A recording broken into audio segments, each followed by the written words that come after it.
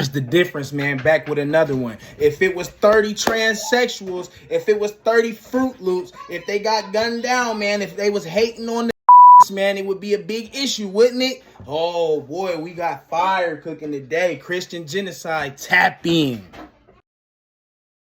We have a horrific and graphic report to share with you. Over 30 Christians have been beheaded by the Islamic State Mozambique province, also known as ISMP. CBN's Billy Hollowell joins me now. Billy, how are you processing this? It is hard to process the fact that you, in 2025, have people around the world who are terrorists who are beheading Christians. It is the most horrific thing imaginable. And we've seen this again and again and again. And I think for me, the thing I'm processing is this reality that in America, we live with such freedom, right? We have our debates, we have our issues over the First Amendment, we have our fights, we have our political infighting and our battles. But the freedom that we live with, I think, isolates us from the reality and the understanding that most people around the world are living in utter horror. And most people around the world, most Christians, are living in places where persecution is so dire that you can get beheaded simply for loving Jesus. And so that is convicting to me. It always sort of brings me back to, do I understand the freedom that I have? Do I understand the ability to worship that I have? Do I appreciate that? And then the second conviction is, am I praying enough for these people? The fact that you have 30 people beheaded, it is so satanic and ungodly and evil. And yet, am I praying enough for those in duress around the world? Well, ISMP proudly released photos of their demonic savagery, and the incredible organization Memory captured some of those photos. I don't know if we can show them. I'll have to talk to one of our editors, and if we can, we'll put them on the screen. If not, just know that it's Bart. I'm gonna pause real quick. I'm gonna let the video finish, but I'm gonna let you know right now, the way they so smiley and calm and is bugging me. Barrack. But what's really disturbing is that these people are proud of it. You know, Billy, what's really struck me is, can you imagine? I mean, can you imagine if the headline wrote, "The IDF beheads 30 Palestinians"? We would be talking about the biggest news story, I mean, since 9/11. I can't even imagine. And yet, if you Google search Mozambique, there's I think Christianity Today and maybe another Christian organization. Nothing from CNN, nothing from any mainstream. I'm not just talking about CNN. I'm talking about, when I say CNN, I mean like the general New York Times, Washington Post, Fox News. I mean, anybody. I have not seen anybody pick this up.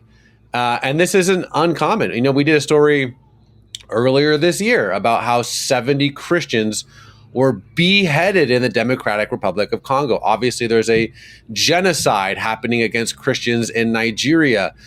There's just this awful, atrocious stuff, but nothing's happening on American college campuses.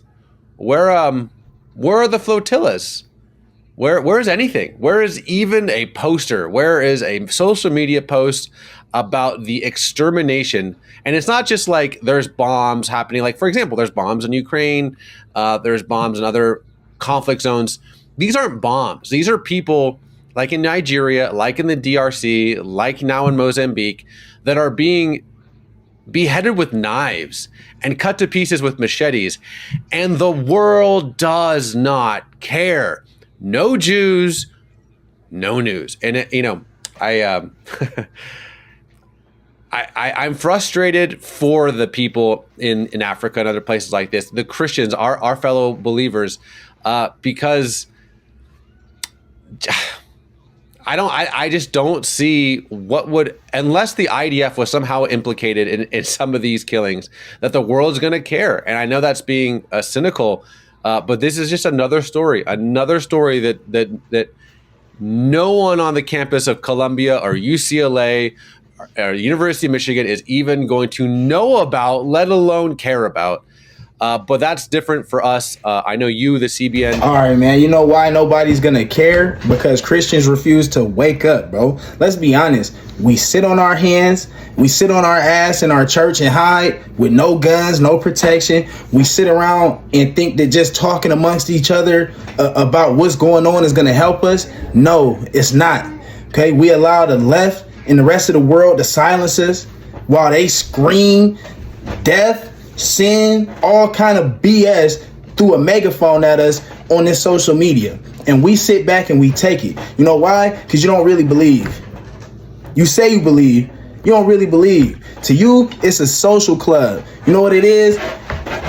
A bunch of fake Christians sitting around in church that used to be wild, a bunch of old people that used to be wild that sit around and tell their stories about how they used to be wild and now they got themselves together. You know why? Because they too old to do anything that they was doing before. If they was the same age, they'd still be in the street doing the exact same thing they was doing before.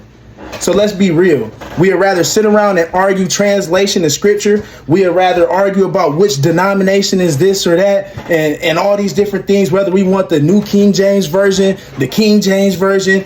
Man, you know why? Because we don't really believe. You want to sit around and nitpick. It's all fun and games. As many church shootings has been going on, bro, nobody chooses to wake up. Nobody chooses to have a security guard. Nobody chooses to have arms at their church. Nobody chooses to walk around their community. Nobody chooses to go to their local schools and stand out. You know why? Because you don't really believe. Wake up, bro. We allow the left in the world to tell us everything they want to tell us and to shut us up. And we sit back and play God and play Christian. I'm tired of it, bro. And that's why people don't really rock with the church. That's why people don't really go to church. People like me, people that's real. You know why? Because why don't your pastor have a gun? Why don't your pastor protect his flock? He the shepherd of that flock, right? So why can't he protect his sheep? But no, we'll all sit around and be dumb inside of a building instead of going out and spreading the word. Like, let's be real. Let's be real, man. I'm tired of it, man.